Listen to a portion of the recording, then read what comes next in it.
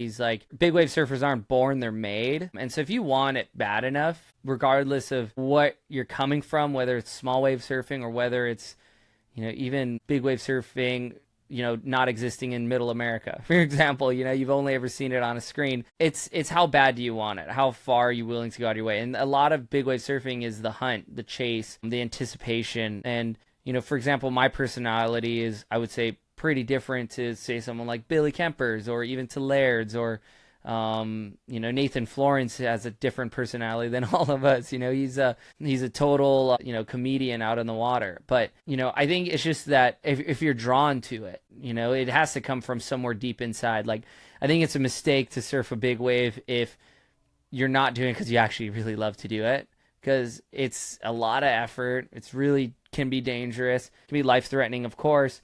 And at the end of the day, you're probably going to be losing money than making money doing it.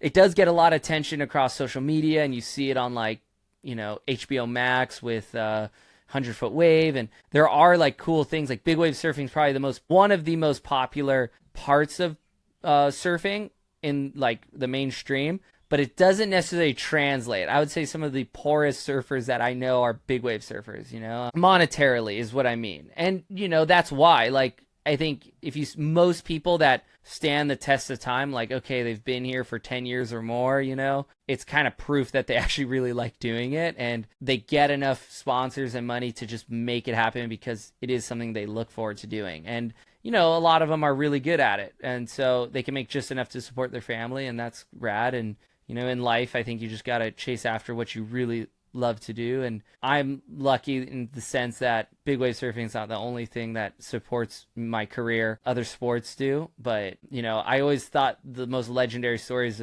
is that South Africans moving over to California, San Francisco, Half Moon Bay where Mavericks is, and becoming lumberjacks and chopping wood all summer. And then that money they make from that, they spend on water safety, they spend on flights, they surf Mavericks, they come to Hawaii, and maybe nowadays they go to Nazare. And by the end of that, they're back to square one, and they do it again. And there's some that's strictly for the love, for sure. And I think this is probably usually pre-families, but they're just down for the cause, and they love that feeling. And so it's pretty cool. I tip my hat to the hard workers out there that maybe don't, get the recognition they might deserve, but they're not there for the recognition, which is pretty rad.